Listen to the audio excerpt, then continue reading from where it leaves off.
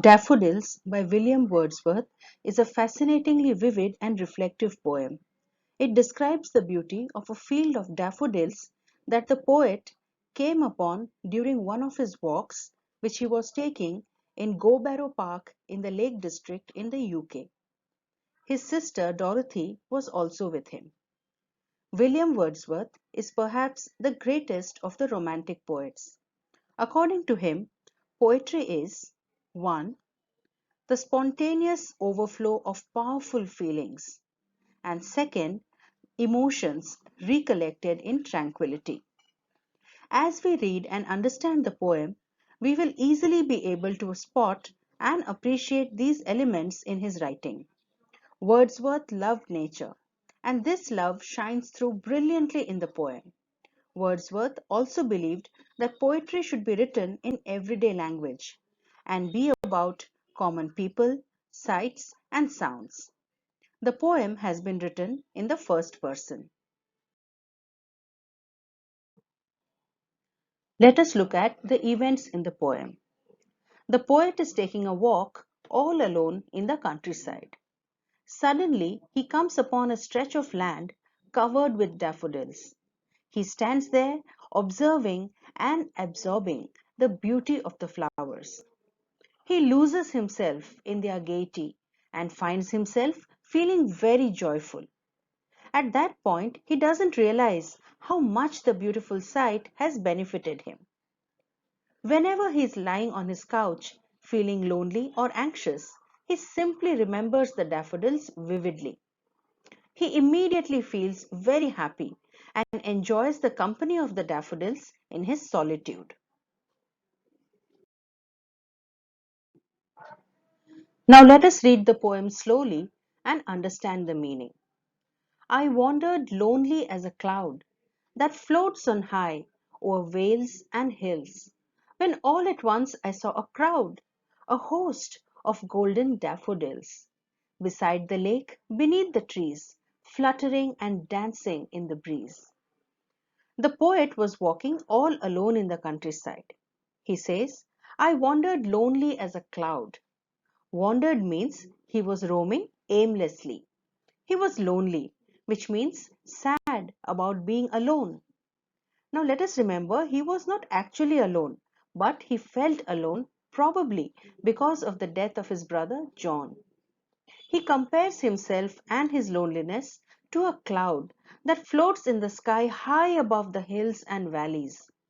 The cloud floats on high, which means it is positioned high in the sky at a distance from the hills and valleys. It sees them, but it is a detached observer.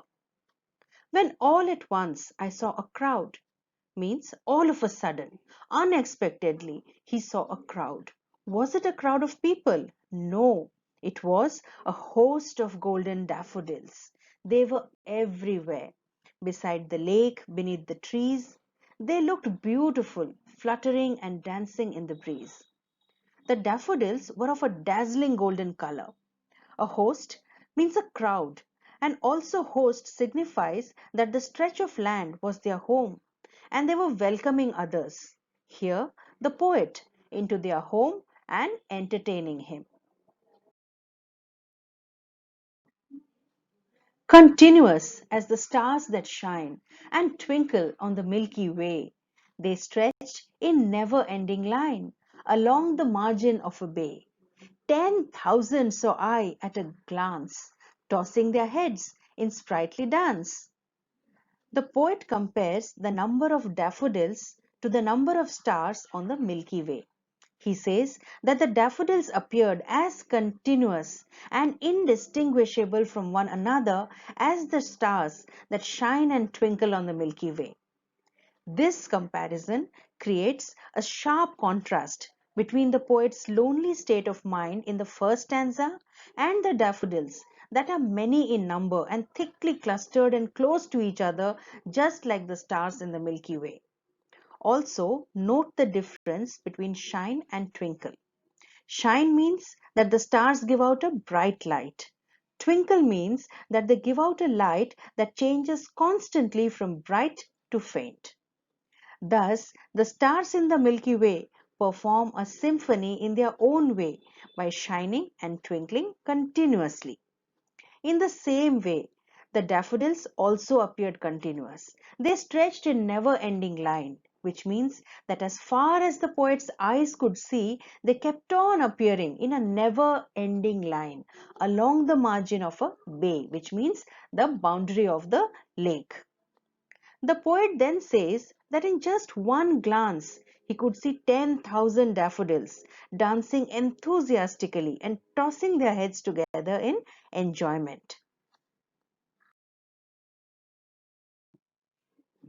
The waves beside them danced, but they outdid the sparkling waves in glee. A poet could not but be gay in such a jocund company. I gazed and gazed, but little thought what wealth the show to me had brought. The waves beside them danced, but they, the daffodils, outdid the sparkling waves in glee. Along with the daffodils, even the waves that were just beside them were dancing. Since the sunshine fell on the water, the waves were sparkling. They were also sparkling with happiness. But the daffodils performed better than the waves with their happy dance. A poet could not but be gay in such a jocund company. Poets are highly sensitive to beauty and emotion.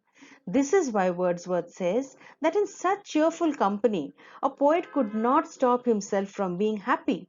It was impossible to be lonely and sad any more. The poet stood there for a long time, gazing or just looking fixedly at the daffodils, absorbing the beauty and happiness. At that point, he did not even realize what riches he had actually got from the show put up by the daffodils. For oft, when on my couch I lie, in vacant or in pensive mood, they flash upon that inward eye, which is the bliss of solitude. And then my heart with pleasure fills and dances with the daffodils.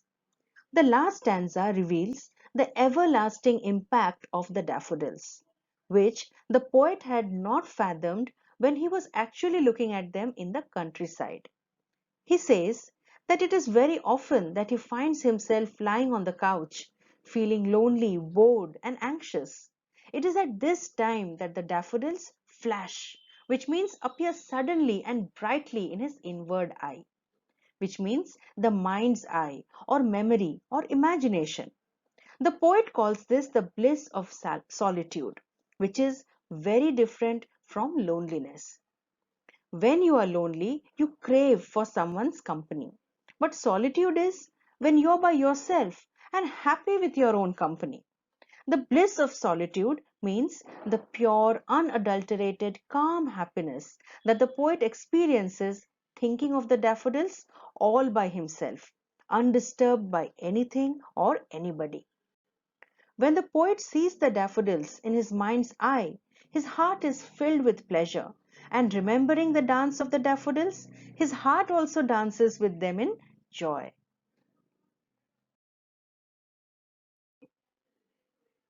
What a journey!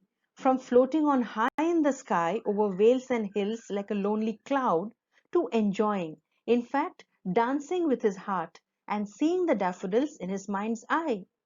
As we end, let us also take note of the fact that the lines, they flash upon that inward eye, which is the bliss of solitude. These lines were contributed by Wordsworth's wife, Mary Hutchinson.